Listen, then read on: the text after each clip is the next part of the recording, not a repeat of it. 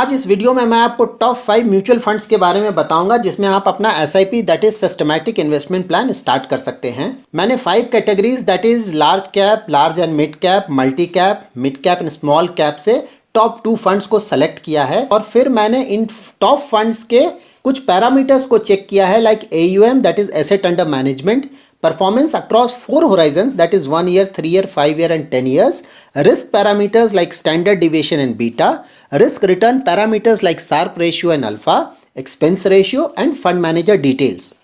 और इन पैरामीटर्स के बेसिस पे मैंने टॉप 5 फंड सेलेक्ट किया है जिसमें आप अपना SIP स्टार्ट कर सकते हैं। इनफैक्ट मैंने सारे categories like large cap, large and mid cap, multi cap, mid cap and small cap पे सेपरेट वीडियोस बनाया है जिसमें मैंने कंप्लीट सिलेक्शन प्रोसेस शो किया है जिससे आप उन पर्टिकुलर कैटेगरीज के बेस्ट फंड को सेलेक्ट कर सकते हैं। मैं उन सारे वीडियोस का लिंक डिस्क्रिप्शन में शेयर कर रहा हूं। अगर आपको इन फंड्स के बारे में डिटेल से जानना है तो you can go through these videos.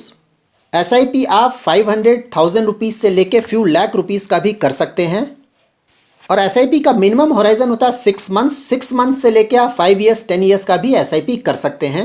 SIP का बेस्ट पार्ट ये है कि आप इसे कभी भी स्टॉप कर सकते हैं। अगर आपने कोई 1 ईयर का SIP किया है और 1 मंथ के बाद ही आपको लगता है कि मैं SIP कंटिन्यू नहीं करना चाहता हूं तो आप 1 मंथ के बाद ही उस SIP को स्टॉप कर सकते हैं। इसका कोई चार्जेस नहीं लगता है। और सपोज किसी पर्टिकुलर मंथ में आपके पास सफिशिएंट फंड नहीं है तो उस पर्टिकुलर मंथ में भी आप SIP स्किप कर सकते हैं, उसका भी कोई चार्जेस नहीं लगता है। So now let's start the process of finalizing our top 5 mutual funds for SIP. Before that, अगर आपने मेरा चैनल सब्सक्राइब नहीं किया है तो प्लीज़ सब्सक्राइब करें और बेल आइकन को जरूर प्रेस करें ताकि जो भी मेरे फ्यूचर वीडियोज़ आएँ उसका नोटिफिकेशन आपको मिलता रहे। एंड ऑफ कोर्स अगर आपको मेरा वीडियो पसंद आता है तो इसे लाइक करें।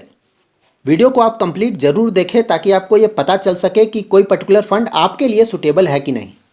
So let's start with large cap. Large cap में मैंने 2 फंड सेलेक्ट किया है that is axis blue chip fund and Canara Robeco blue chip equity fund. Axis blue chip fund का AUM है अबाउट 22,000 करोड़। इसका बेंचमार्क है निफ्टी 50 जबकि इसका एक्सपेंस रेशियो है 0.52 और इसके फंड मैनेजर हैं श्रेयास देवालकर और हितेश दास।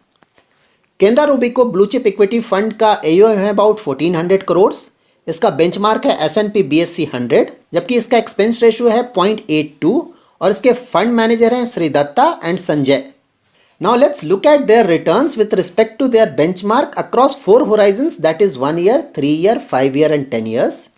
If you see the returns of Axis Blue Chip and Canara Robeco Blue Chip equity funds, so across all 4 horizons they have beaten their respective benchmark. Like if you see the returns of Axis Blue Chip fund तो 1 year में benchmark ने return दिया 16.74% जबकि इस particular fund ने returns दिया है 22.23%। 3 years में बेंचमार्क ने रिटर्न दिया है 11.79% जबकि इस फंड ने जनरेट किया 16.87%। 5 years में बेंचमार्क ने रिटर्न दिया है 14.08% जबकि इस फंड ने रिटर्न्स दिया है 16.97%। 10 years में बेंचमार्क ने रिटर्न जनरेट किया 10.01% जबकि इस फंड ने रिटर्न जनरेट किया 12.58%। सो now let's look at their risk and risk return parameters. Standard deviation means average mean return से एक पर्टिकुलर फंड का परफॉर्मेंस कितना डिविएट कर रहा है। स्टैंडर्ड डिविएशन जितना कम होगा उस फंड को उतना कम रिस्की माना जाएगा एंड ऑफ कोर्स अगर स्टैंडर्ड डिविएशन ज़्यादा है दैट मीन्स वो पर्टिकुलर फंड ज़्यादा रिस्क ले रहा है। Beta means as compare to benchmark वो फंड कितना ज़्यादा रिस्क ले रहा है। अगर बीटा 1 से कम है दैट मीन्स वो फंड कम रिस्क ले रहा है और अगर बीटा 1 से ज़्यादा है दैट मीन्स वो फंड ज़्यादा रिस्क ले रहा है। So now let's check their risk return parameters that is Sharpe ratio and alpha. Sharpe ratio means एक फंड कितना रिटर्न जनरेट कर रहा है per unit of risk taken. तो Sharpe ratio जितना ज़्यादा होगा उस फंड का परफॉर्मेंस उतना अच्छा माना जाएगा। अल्फा मीन्स एक्सपेक्टेड रिटर्न से एक फंड कितना ज़्यादा एक्सेस रिटर्न जनरेट कर रहा है। तो ऑफकोर्स अल्फा जितना ज़्यादा होगा उस फंड का परफॉर्मेंस उतना अच्छा माना जाएगा। So if you see the Sharpe ratio and alpha of these 2 funds across 3 year and 5 year horizon, then you can easily figure out that Axis Blue Chip fund का Sharpe ratio and alpha as compared to Canara Robeco Blue Chip equity fund से ज़्यादा अच्छा है। So now let's look at large and mid cap space. इसमें मैंने 2 funds को select किया है that is Mirae Asset Emerging Blue Chip और Canara Robeco Emerging Equities Fund। Mirae Asset Emerging Blue Chip fund का AUM है about 14,000 crore. इसका benchmark है निफ्टी लार्ज मिड कैप 250 और इसका एक्सपेंस रेशियो है 0.74 और इसके फंड मैनेजर हैं नीलेश सुराना और अंकित जैन। जबकि Canara Robeco emerging equities fund का AUM है अबाउट 7,400 करोड़। इसका बेंचमार्क है निफ्टी लार्ज मिड कैप 250। इसका एक्सपेंस रेशियो है अबाउट 0.76 और इसके फंड मैनेजर हैं मयूस गांधी और श्री दत्ता। तो इन दोनों ही फंड्स ने अक्रॉस ऑल 4 होराइजन्स अपने बेंचमार्क को बीट किया है। If you look at the performance of Mirae Asset emerging blue chip, तो 1 ईयर में बेंचमार्क ने 22.06% का रिटर्न जनरेट किया है, जबकि इस फंड ने 24.62% का रिटर्न दिया है। 3 ईयर्स में बेंचमार्क ने 7.36% का रिटर्न दिया है, जबकि इस फंड ने 11.57% का रिटर्न जनरेट किया है। 5 ईयर्स में बेंचमार्क ने 13.78% का रिटर्न दिया है, जबकि इस फंड ने 18.94% का रिटर्न जनरेट किया है। 10 ईयर्स में बेंचमार्क ने 11.66% का रिटर्न दिया है, जबकि इस फंड ने 20.31% का रिटर्न जनरेट किया है। So now let's look at their risk parameters, that is standard deviation and beta. तो standard deviation and beta across 3 year and 5 year horizon इन दोनों ही फंड्स के ऑलमोस्ट सेम है। And now if you look at Sharpe ratio and alpha across 3 year and 5 year, तो you can easily figure out that Mirae Asset Emerging Blue Chip का Sharpe ratio और alpha काफ़ी अच्छा है as compared to Canara Robeco Emerging Equities Fund. Now let's look at multi cap space. Multi cap space में मैंने 2 fund select किया है, that is Axis Multi Cap Fund और Parag Parekh long term equity fund. Of course एक और fund का performance multi cap में काफ़ी अच्छा है, that is UTI equity fund. So if you look eight axis multi cap fund, तो इसका AUM है अबाउट 7,400 करोड़। इसका बेंचमार्क है निफ्टी 500। इसका एक्सपेंस रेशियो है 0.54, जबकि इसके फंड मैनेजर है Shreyas Devalkar and Hitesh Das. And for Parag Parekh long term equity fund, इसका AUM है अबाउट 6,400 करोड़ और इसका बेंचमार्क है निफ्टी 500, जबकि इसका एक्सपेंस रेशियो है 1.01 और इसके फंड मैनेजर है राजीव ठक्कर, रौनक ओंकार और राज Mehta. So now let's look at their performance across 4 horizons. तो axis multi cap fund relatively new fund है, इसलिए इसका 5 ईयर और 10 ईयर का रिटर्न्स अवेलेबल नहीं है। और अगर इसके 1 ईयर के परफॉर्मेंस को देखें तो बेंचमार्क ने 18.72% का रिटर्न जनरेट किया है, जबकि इस फंड ने 22.49% का रिटर्न दिया है। जबकि 3 ईयर्स में बेंचमार्क ने 8.40% का रिटर्न दिया है, जबकि इस फंड ने 16.69% का रिटर्न जनरेट किया है। And if you look eight Parag Parekh long term equity fund, तो 1 ईयर में बेंचमार्क ने 18.72% का रिटर्न दिया है, जबकि इस फंड ने 1 ईयर में 33.20% का रिटर्न जनरेट किया है। 3 ईयर्स में बेंचमार्क ने 8.40% का रिटर्न दिया है, जबकि इस फंड ने 3 ईयर्स में 15.74% का रिटर्न जनरेट किया है।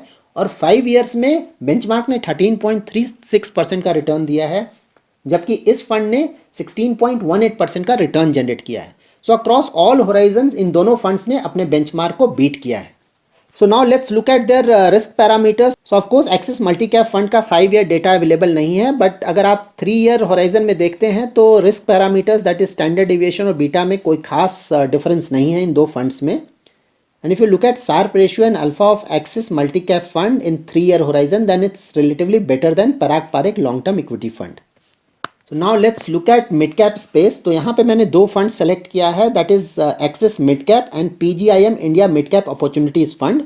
इस स्पेस में 2 और अच्छे फंड हैं, that is Invesco India mid cap fund and DSP mid cap fund. So let's start with axis mid cap fund. तो इसका AUM है अबाउट 8,500 करोड़। बेंचमार्क है S&P BSC मिड कैप, जबकि इसका एक्सपेंस रेशियो है 0.57% और इसके फंड मैनेजर हैं श्रेयास देवलकर। जबकि PGIM India mid cap opportunities fund का AUM है अबाउट 630 करोड़ और इसका बेंचमार्क है निफ्टी मिड कैप 100। इसका एक्सपेंस रेशियो है 0.72, जबकि इसके फंड मैनेजर हैं अनिरुद्ध नाहा।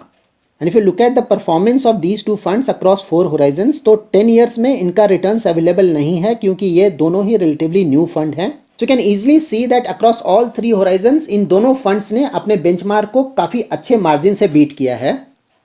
And if you look at risk parameters of these 2 funds, then you can easily figure out that PGIM India Mid Cap Opportunities Fund का standard deviation और beta दोनों ही across 3 year and 5 year horizon Axis Mid Cap से काफ़ी ज़्यादा है। That means इस fund ने relatively ज़्यादा risk लिया है। And if you look at risk return parameters, that is Sharpe ratio and alpha, तो अक्रॉस 3 ईयर एंड 5 ईयर दोनों ही होराइजन्स में एक्सिस मिड कैप ने PGIM India mid cap opportunities fund को comprehensively beat किया है। Like 3 years में axis mid cap का Sharpe ratio 0.51 है, जबकि PGIM इंडिया मिड कैप का Sharpe रेशियो सिर्फ 0.31 है। जबकि 3 इयर्स में एक्सिस मिड कैप का अल्फा 10.81 है, जबकि पीजीआईएम इंडिया मिड कैप का अल्फा 8.86 है। अक्रॉस 5 ईयर में एक्सिस मिड कैप का शार्प रेशियो 0.6 है, जबकि पीजीआईएम इंडिया मिड कैप का शार्प रेशियो 0.41 है। एक्सिस मिड कैप का अल्फा 5.27 है, जबकि पीजीआईएम इंडिया मिड कैप का अल्फा 2.21 है। Now let's look eight small cap space. Small cap space में मैंने 2 फंड्स को सेलेक्ट किया है, that is axis small cap fund and SBI small cap fund.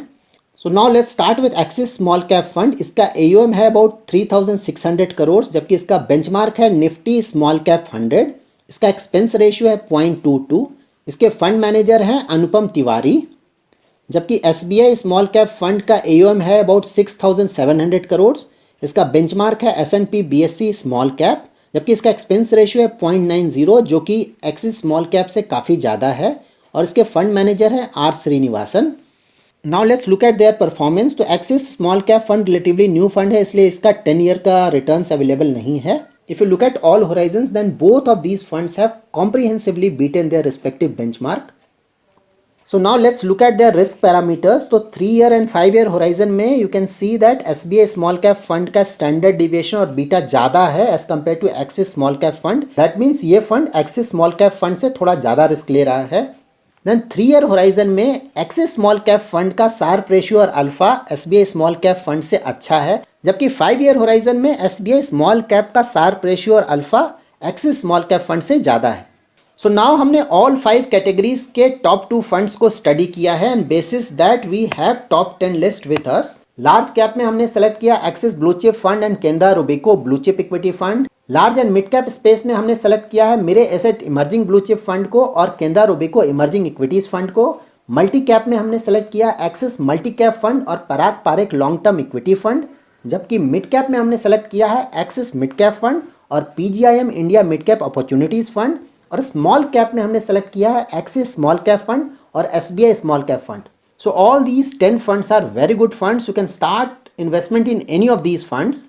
So if you look at top funds of these 5 categories, then you can easily figure out that out of these 5 categories, 4 categories में axis mutual fund का performance काफ़ी अच्छा है। पर जब भी हम investment करते हैं तो हमें इस बात का हमेशा ध्यान रखना पड़ता है कि don't put all your eggs in a single basket. That means even if Axis mutual fund का परफॉर्मेंस काफ़ी अच्छा है across different categories, then too we are not going to put most of our money in Axis blue chip fund. That means we have to limit our investment into Axis mutual fund. So now let's look at our top 5 pick for SIP. First fund will be Axis Blue Chip Fund. Second fund will be Mirae Asset Emerging Blue Chip Fund. Third fund would be Parag Parekh Long Term Equity Fund. Fourth fund would be PGIM India Mid Cap Opportunities Fund. And fifth fund would be Axis Small Cap Fund. Just few important pointer. जब भी आप equity में investment करते हैं तो आपका horizon at least 3 years का होना चाहिए। और अगर आप अपना investment mid cap and small cap space में करना चाहते हैं जो कि रिलेटिवली ज़्यादा रिस्की है, तो आइडियली आपको अपना इन्वेस्टमेंट होराइजन 5 ईयर्स या उससे ज़्यादा रखना चाहिए। अगर आप स्मॉल एसआईपी करना चाहते हैं लाइक 10 to 15,000 पर मंथ, देन आइडियली आपको out of these 5 funds 2-3 funds select करना चाहिए और उसमें अपना इन्वेस्टमेंट करना चाहिए। और अगर आप बड़ा एसआईपी करना चाहते हैं पर मंथ, देन टू आपको अपने नंबर ऑफ फंड्स को 4 to 5 तक ही लिमिट करना चाहिए। इसका रीज़न ये है कि अगर आप अपने नंबर ऑफ फंड्स को काफ़ी ज़्यादा रखते हैं तो मोस्ट ऑफ द फंड्स में जो स्टॉक्स हैं वो मोस्टली कॉमन ही होते हैं, तो आपको डाइवर्सिफिकेशन का कोई बेनिफिट नहीं मिलेगा। So that's it for today. अगर आपको मेरा वीडियो पसंद आया तो प्लीज़ लाइक एंड शेयर करें, और अगर आपने मेरा चैनल सब्सक्राइब नहीं किया है तो प्लीज़ सब्सक्राइब करें। Thanks lot for watching.